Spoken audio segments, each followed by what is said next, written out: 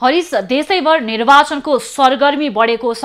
धनगढी उपमहानगरपालिकाको हकमा पनि हामीले योभन्दा अगाडि पनि कुराकानी गरेका थियौं, त्यस्तै रहेको छ। अहिले के भइराखेको छ पछिल्लो जानकारी गराउनुस्।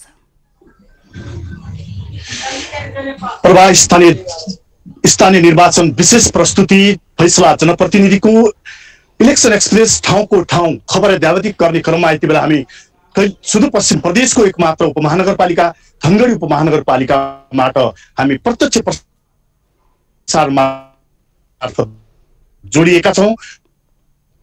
घर दैलो गरेर आफ्नो चुनावी प्रचार प्रसारलाई निकै तीव्रताका साथ अगाडि बढाइराखेका छन्।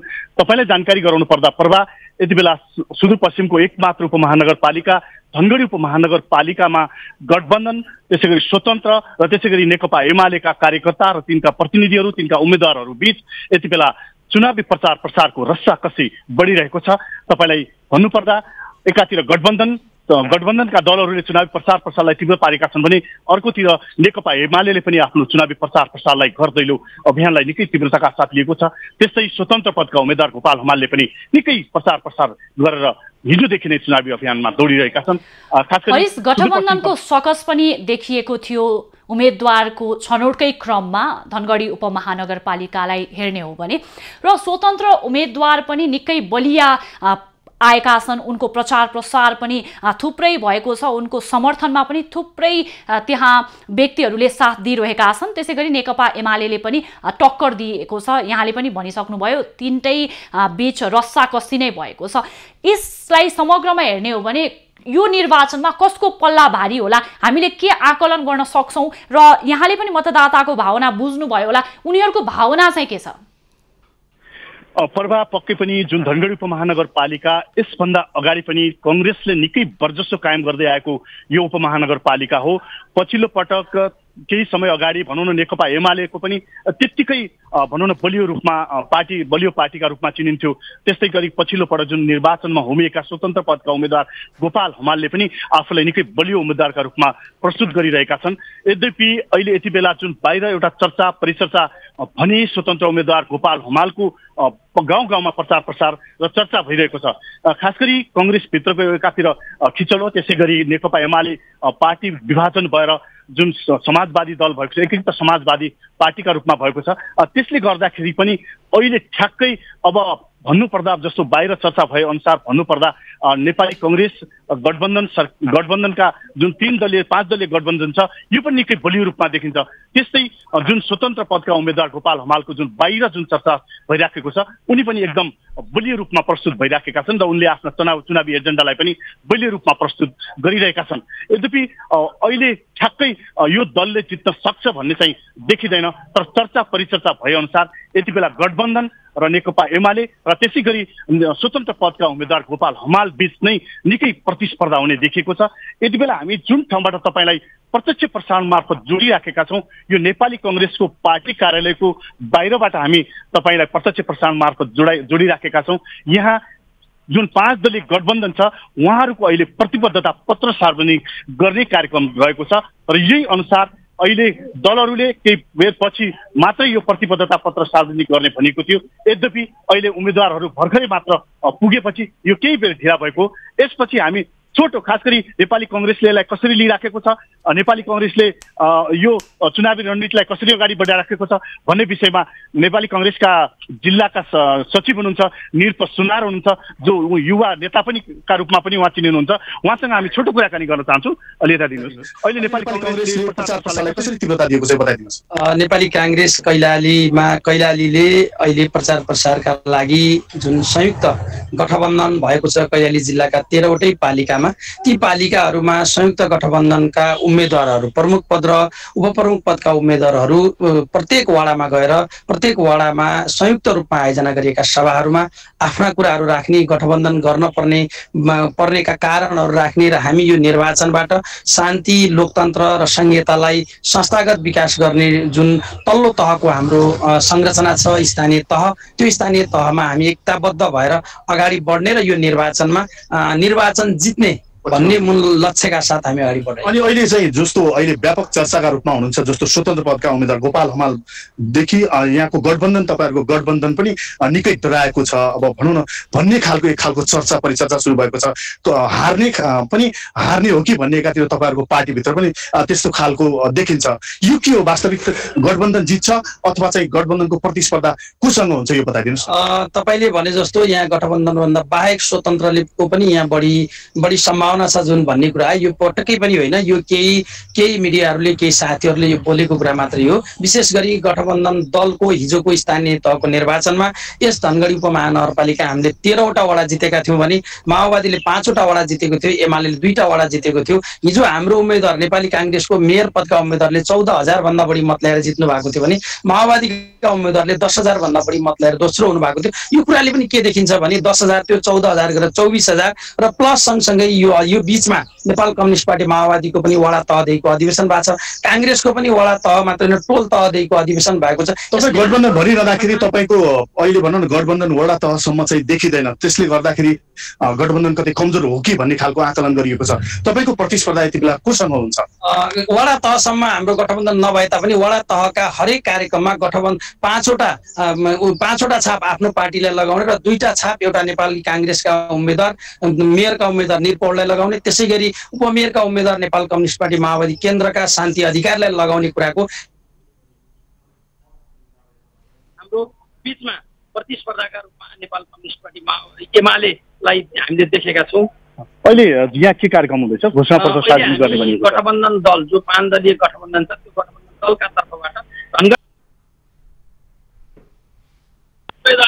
आगामी 5 वर्षमा हामीले जितेर गयौँ भने धनगढी उपमहानगरपालिकालाई कस्तो नगरपालिका बनाउने उहाँहरूको प्रतिबद्धता छ।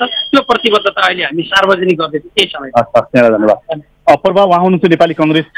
चुनावी प्रचार प्रसारका क्रममा आचार संहिताको पालना के कति भएको छ यो विषयमा पनि यहाँले जानकारी गराउनुहोस्।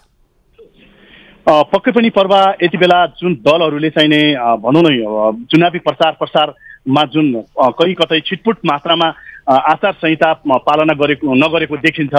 खास गरी ठुल्ठुला चाहिँ आफ्ना प्रचार पम्फलेटहरू अनि त्यसै गरी सार्वजनिक ठाउँमा ठुला प्रचार पम्फलेटहरू टाँसेको कतै देख्न सकिन्छ। तर यसको निगरानी यहाँको निर्वाचन आयोगले गरिराखेको छ। कतिपय दलहरूलाई चुनावी प्रचार प्रसारको क्रमलाई यहाँले नजर बनाइराख्नुहोला। हामी फेरि यहाँसँग जोडिनेछौँ। दर्शकवृन्द, उहाँ हुनुहुन्थ्यो धनगढी उपमहानगरपालिकाबाट हाम्रा एभिन्यूज वरिष्ठ खबरदाता हरिश विक र हामीलाई त्यहाँ भइरहेको चुनावी प्रचार प्रसारका विषयमा जानकारी गराउनु हुँदै थियो। अब हामी वीरगञ्ज महानगरपालिकातर्फ लाग्न चाहन्छौँ जहाँ हुनुहुन्छ हाम्रा एभिन्यूज खबरदाता ग्यासुमिया देवान। ग्यासुमिया, के भइराखेको छ वीरगञ्ज महानगरपालिकामा र पर्सा जिल्लाको विषयमा समग्र रूपमा जानकारी गराउनुहोस्।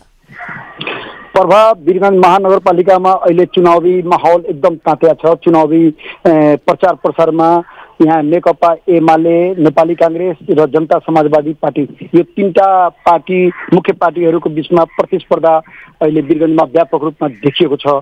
पर्व ग्यासुमिया, यहाँले जुन टक्करको विषयमा वा चाहिँ रस्साकसीको विषयमा त जानकारी गराइसक्नुभयो, तर समग्र रूपमा हेर्ने हो भने यो पालिको निर्वाचनमा कसले जित्ला, के छ आकलन, के गरिरहेका छन् त्यहाँ मतदाताले के भनिराखेका छन्, उनीहरूको प्रतिक्रिया पनि जोड्नुहोस् र आचार संहिताको पालना भएको छ या छैन यो विषयमा पनि यहाँले जानकारी गराउनुहोस्। जस्तो उम्मेदवार त यहाँ सबै आफ्ना उम्मेदवारहरू हामी बलियो छौँ, हामी चुनाव जित्छौँ भनेर आफ्नो भनाइ राखिराखेछन्। तर अहिले आकलन गर्न सकिँदैन किनकि यहाँ राष्ट्रिय जनता पार्टीको उम्मेदवार चर्चित नेता हुनुहुन्छ राजेश मान सिंह, त्यसै गरी मेयरको महानगरपालिकाको मेयर पदको उम्मेदवार, त्यसै गरी नेकपा एमालेका चर्चित र पुरानै अनुहार भएका विजय कुमार सरावगी, यो दुवैको बीचमा अहिले वीरगञ्ज महानगरपालिकामा ठुलो टक्करको रूपमा देखिएको छ। अनि अहिले नि अब को जित्ला भनेर आकलन गर्न सकिँदैन। र आचार संहिताको कुरा गर्नुभयो, आचार संहिता त खास गरी पर्सा जिल्लामा ग्रामीण भेगमा इन्डियन नम्बर प्लेट भएका गाडीहरू प्रयोग नगर्ने भनेर निर्वाचन कार्यालयले परिपत्र गरे तापनि अहिले व्यापक रूपमा इन्डियन सवारी साधनहरू प्रचार प्रसारमा बढी प्रयोग हुने गरेको हामी देख्न सक्छौँ। सुरक्षा व्यवस्थाको कुरा पनि जोड्नुहोस् न, के कसरी मिलाइएको छ? प्रचार प्रसारका क्रममा झडप हुन्छ कि भन्ने हिसाबले पनि सुरक्षा व्यवस्थालाई कडा रूपमा चाहिँ परिचालन गरिएको पाइएको छ। वीरगञ्ज महानगरपालिकाको हकमा के छ? पर्व अहिले वास्तवमा यो यसपालिको स्थानीय चुनावमा अलिकति च्यालेन्जकै रूपमा यहाँका स्थानीय प्रहरी प्रशासनले लिएको छ। प्रहरी प्रचालन व्यापक रूपमा परिचालन गरिएर विभिन्न बुथहरूमा सुरक्षा व्यवस्था दुई किसिमको राख्ने भनेर कुरो हिजो मैले यहाँका जिल्ला प्रहरी कार्यालय पर्साका प्रवक्ता प्रहरी नायब उपरीक्षकसँग पनि म छोटो अन्तर्वार्ता पनि लिए। त्यसमा उहाँ दुई किसिमको सुरक्षा व्यवस्था यहाँका मुख्य निर्वाचन आयुक्त कार्यालयले जनाएको छ। दुई किसिमको सुरक्षामा पहिलो सुरक्षा घेरामा नेपाल प्रहरी रहने भनेर, दोस्रो सुरक्षा घेरामा सशस्त्र प्रहरी रहने खटिने भनेर यहाँ सुरक्षा निकायहरूको पनि भनाइरहेको छ। त्यसै गरी सुरक्षाको उथल पुथल अलिकति केही गाउँपालिकाहरूमा। धन्यवाद। यो विषयमा यहाँसँग हामी फेरि जोडिनेछौँ। दर्शकवृन्द, उहाँ हुनुहुन्थ्यो वीरगञ्ज महानगरपालिकाबाट हाम्रा आइभी न्युज खबरदाता ग्यासुमिया देवान र हामीलाई चुनावी प्रचारको त्यसै गरी सुरक्षा व्यवस्थाको बारेमा जानकारी गराउनु हुँदै थियो। हामी स्थानीय निर्वाचन विशेष प्रस्तुतिमा रहेका छौँ र हामीले विभिन्न पालिकाबाट हाम्रा आइभी न्युज खबरदाता मार्फत जानकारी लिइरहेका छौँ र यही क्रममा सिन्धुपाल्चोकको पछिल्लो अवस्था के छ यो विषयमा हामीलाई जानकारी गराउन हाम्रा आइभी न्युज खबरदाता अर्जुन शर्मा हाम्रो प्रत्यक्ष सम्पर्कमा जोडिनु भएको छ। अर्जुन, जताततै निर्वाचनको माहौलले तातेको छ, निर्वाचनको सरगर्मी बढेको छ, चुनावी प्रचार प्रसार भइरहेका छन्। सिन्धुपाल्चोकमा के कसरी चुनावी प्रचार प्रसारलाई अगाडि बढाइएको छ, विस्तृतमा जानकारी गराउनुहोस्। प्रभा, सिन्धुपाल्चोक जिल्लामा पनि चुनावी सरगर्मी एकदम धेरै बढिरहेको छ। अहिलेको समयमा सम्पूर्ण दलका उम्मेद्वार प्रतिनिधिहरूले आफ्ना घोषणा पत्र र समूह तयार गरेर गाउँ गाउँमा भोट माग्नका लागि जनताको घर दैलोमा जाने कार्यक्रम तय भएको छ। अहिले पछिल्लो समय गाउँ घरमा चाहिँ प्रत्येक टोलमा चाहिँ आफ्नो पार्टीका झण्डा बोकेर आफ्नो चाहिँ समूह बनाएर उम्मेद्वारहरू चाहिँ तछाड मछाड गरेर जनताको घर दैलोमा दौडिरहेका छन्। सिन्धुपाल्चोक जिल्लाको सन्दर्भमा हाम्रो सिन्धुपाल्चोक जिल्लामा 12वटा स्थानीय तह रहेको छ। 12वटा स्थानीय तहमा विशेष गरी चौतारा साँगाचोकगढी नगरपालिका सिन्धुपाल्चोक जिल्लाको सदरमुकाम भएको नगरपालिका पनि रहेको हुँदा अरू पालिकाको तुलनामा यस पालिकामा चुनावी सरगर्मी अलि बढी नै रहेको छ। अहिलेको समयमा नेताहरू चाहिँ बजारमा पार्टी कार्यालयमा भन्दा पनि जनताको घर दैलोमा पुगेर जनताहरूसँगै आफ्ना प्रतिबद्धताहरू जाहेर गरिरहेको अवस्था छ। अर्जुन, 2074 को निर्वाचनमा पनि उम्मेद्वार बनिसकेपछि घर दैलोमा चुनावी प्रचार प्रसारका लागि उम्मेद्वारहरू पुग्ने र प्रतिबद्धता जाहेर गर्ने, यद्यपि त्यो जुन प्रतिबद्धता जाहेर गरिन्छ त्यो पूर्ण रूपमा पालना नभएको वा त्यसलाई कार्यान्वयनमा नल्याइएको पनि पाइएको छ। सिन्धुपाल्चोकको हकमा के छ? जो उम्मेद्वारले प्रतिबद्धता जनाएका थिए त्यो अनुरूपका कामहरू भए या भएन र मतदाताले यो पालि के भनिरहेका छन्, प्रतिक्रिया के छ, यो विषयमा पनि सठिकमा जानकारी गराउनुहोस्।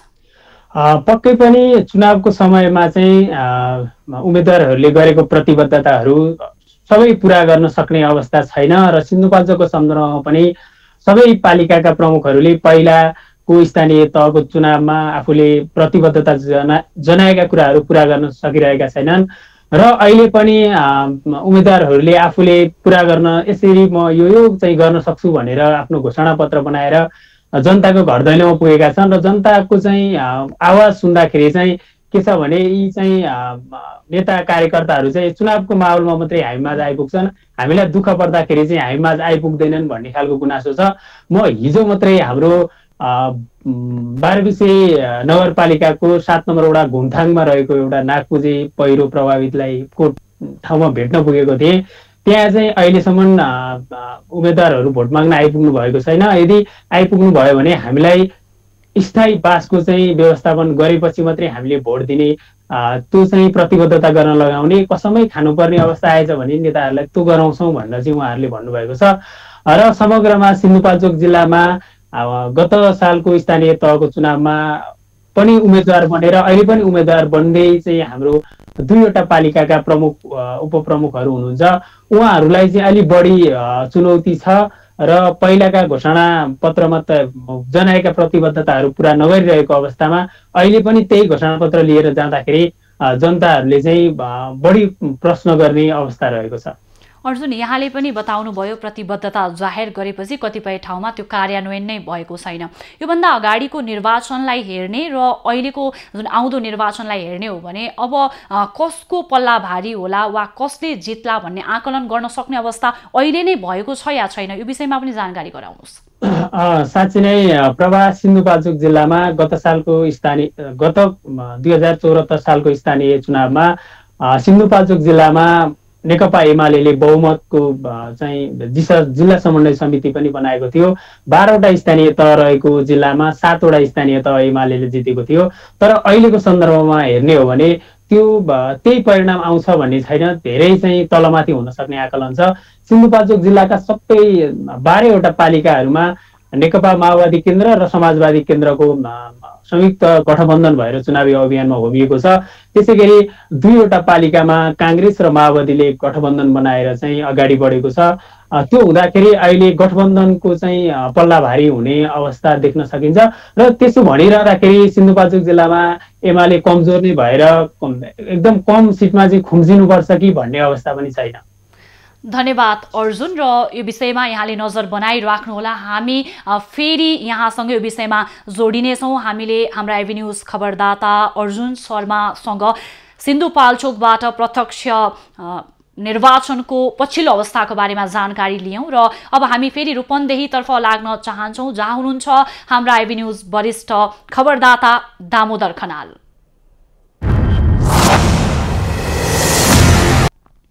दामोदर, रूपन्देहीमा कसरी चुनावी प्रचार प्रसारलाई अगाडि बढाइँदैछ यो विषयमा जानकारी गराउनुहोस्। रूपन्देही जिल्लाका विभिन्न पालिकाहरूमा अहिले घर दैलो अभियानलाई खास गरेर तीव्रता दिएको अवस्था छ। गाउँपालिका, नगरपालिका, उपमहानगरपालिकामा बिहानमा र बेलुकातिर धेरै जसो घर दैलो अभियान गरेको पाइन्छ। दिउँसो प्रचण्ड गर्मी छ यो क्षेत्रमा, त्यसले गर्दा पनि बिहान र बेलुका, आज बिहान पनि हामी केही ठाउँ उम्मेदवारहरूले गरेको घर दैलो हेर्नको लागि पुगेको थियौँ। विभिन्न ठाउँमा उनीहरू जाने, मतदातालाई भेट्ने र आफ्नो प्रचार अभियान अनि आफ्ना एजेन्डाहरू बताउने गरेको हामीले देख्न सकिन्छ। दामोदर, यहाँले पनि बताउनु भयो बिहानको समयमा चुनावी प्रचार प्रसारलाई अगाडि बढाइँदैछ। दिउँसोमा अलिकति गर्मीका कारणले पनि बिहानमा चुनावी प्रचार प्रसार अलि बढी भएको यहाँले बताइसक्नु भएको छ। जुन चुनावी प्रचार प्रसारका क्रममा आचार संहिताको पालना भएको पाइएको छ छैन, यो विषयमा के छ? खास गरेर यो विषयमा तिलोत्तमा नगरपालिकामा अहिले आचार संहिताको केही उल्लङ्घन भएको घटनाहरू देख्न सकिन्छ। किनभने वर्तमान मेयर अहिले पनि वासुदेव घिमिरे एमालेको हिजोको एउटा कार्यक्रममा पनि उहाँसँगै हुनुहुन्थ्यो। उहाँ प्रचार विभागमा हुनुहुन्थ्यो, जबकि उहाँ नगरपालिकाको तिलोत्तमा नगरपालिकाको मेयर हुनुहुन्छ र उहाँले भन्दै प्रतिक्रिया दिँदै हुनुहुन्थ्यो, साथीहरूले मलाई भन्नुहुन्छ आचार संहिताको उल्लङ्घन भयो। तर केन्द्रीय नेताहरूले पनि उल्लङ्घन गर्नुभएको छ, त्यही भएर मैले आचार संहिता उल्लङ्घन गरेँ भनेर पत्रकारमा उहाँले हिजो बताइरहेको अवस्था हो। भने यसरी पालिका अन्य वडामा पनि वडा अध्यक्षहरूले राजीनामा नदिएर अहिले चुनाव प्रचारमा हिँडेको अवस्था छ। त्यो अलिकति यो विवादास्पद देखिन्छ। किनभने एकातिर पालिकाको मेयर हुनुहुन्छ, वडा अध्यक्ष हुनुहुन्छ, पालिका प्रमुख हुनुहुन्छ, अर्कोतिर उहाँहरूले चुनावको चाहिँ उसमा हिँडिराख्नु भएको छ। कोही आफै उम्मेदवार हुनुहुन्छ, कोही उम्मेदवार नभएकाहरू पनि हिँड्नु भएको छ।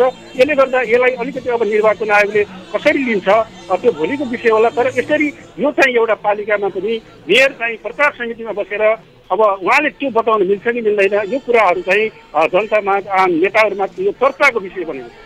दामोदर, गठबन्धनले उम्मेदवार छनौट प्रक्रियाकै क्रममा सकस भोग्नु परेको थियो र त्यही भित्रका नेता कार्यकर्ताले पनि असन्तुष्टि व्यक्त गरेका थिए र पछिल्लो समय हेर्ने हो भने उम्मेदवार जो स्वतन्त्र रूपमा अगाडि बढेका छन् उनीहरूको पनि निकै चर्चा रहेको छ। त्यसैगरी नेकपा एमाले पनि सँगसँगै प्रतिस्पर्धामा उत्रिएको छ। रूपन्देहीको हकमा के छ, कसको पल्ला भारी होला वा को अगाडि आउला अहिले आकलन गर्न सक्ने अवस्था छ छैन र मतदाताले के भनिराखेका छन्, यो विषय पनि जोड्नुहोस्। खास गरेर हामी केही गाउँपालिका, नगरपालिकाहरूमा दैनिक रूपमा हेरिराखेको पनि छौँ, अवलोकन गरिराखेको छौँ, आकलन गरिराखेका छौँ र त्यहाँका चाहिने मतदाताहरू र स्वयं उम्मेदवारहरूलाई, साना दलका उम्मेदवारहरूलाई पनि हामीले सोधिरहेको अवस्था पनि छ। र खास गरेर यहाँ केही पालिकाहरूमा नयाँ चाहिँ नि उम्मेदवारहरू आउनुभएको छ, केही पालिकामा पुराना हारेका उम्मेदवारहरू हुनुहुन्छ भने कोही नयाँ पनि आउनुभएको छ।